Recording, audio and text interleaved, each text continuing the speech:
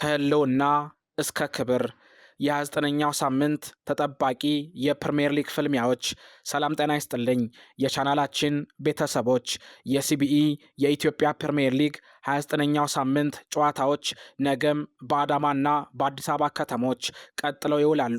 አራቱም ጨዋታዎች ለክብርና ለህልውና የሚደረጉ በመሆናቸው ጨዋታዎቹ በጉጉት ይጠበቃሉ። በተለይ የነገሌ አርሲና የፋሲል ከነማ ጨዋታ ልዩ ትኩረት አግኝቷል። መላክ ወልደ ሰንበት ያዘጋጀውን ሙሉቀን ሙጬ እንዲህ አቀርብላችኋለሁ። ለቻናላችን አዲስ ከሆናችሁ ሰብስክራይብ፣ ላይክ እና ሼር በማድረግ ከኛ ጋር አብራችሁ እንድትቆዩ በአክብሮት ጋበዝን። የነገው የሐሙስ መርሃ ግብር በአዲስ አበባ ስቴዲየም ቀን 7 ሰዓት ላይ ይጀምራል። ዘንድሮ ወጥ አቋም ማሳየት ያልቻሉት ሀዲያ ሆሳና እና መቀለ ሰባ እንደርታ ይገናኛሉ። ሀዲያ በ34 ነጥብ 13ኛ ደረጃ ላይ ሲገኙ መቀለ ሰባ እንደርታ በ29 ነጥብ 19ኛ ደረጃ ላይ ተቀምጠዋል። ሁለቱም ክለቦች ካሉበት የመውረድ ስጋት ለመውጣት ነገ የግድ ማሸነፍ ይኖርባቸዋል። በተለይ መቀለ በሊጉ መቆየት ተስፋውን ለማለምለም ከድል ውጪ ሌላ አማራጭ የለውም። ወደ አዳማ ሳይንስና ቴክኖሎጂ ዩኒቨርሲቲ ሜዳ ስናመራ ደግሞ በ9 ሰዓት ለደረጃና ለዋንጫ ፍክክር የሚፋለሙት ነገሌ አርሲ ከፋሲል ከነማ ይገናኛሉ። ነገሌ አርሲ በ44 ነጥብ 3ኛ ደረጃ ላይ ሲገኙ ፋሲል በ42 ነጥብ 6ኛ ደረጃ ላይ ተቀምጠዋል። ሁለቱም ቡድኖች ካለፈው የሽንፈት ጉዟቸው መልስ ነገ ወደ ድል ለመመለስ ይፋለማሉ።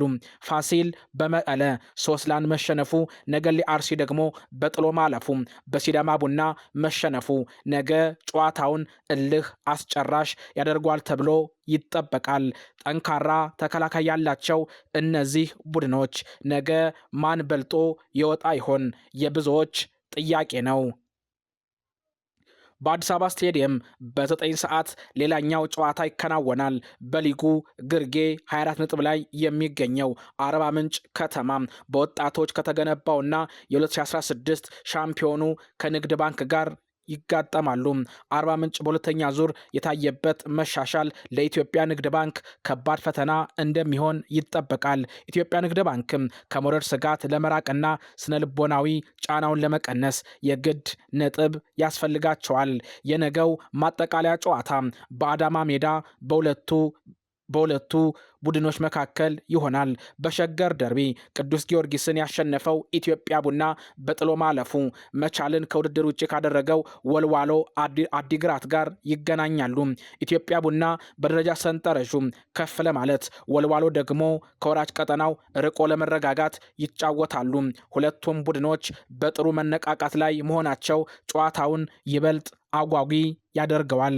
እንግዲህ የነገው የፕሪሚየር ሊግ ጨዋታ ውሎ ይህን ይመስላል።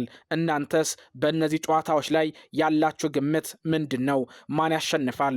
በኮሜንት መስጫው ላይ ሐሳቦቻችሁን አጋሩን። ስላዳመጣችሁን ከልብ እናመሰግናለን። ዘገባው የመላኩ ወልደ ሰንበት ነው። ሙሉቀን ሙጬ አቀረብኩላችሁ። ቸር ሰንብቱልን።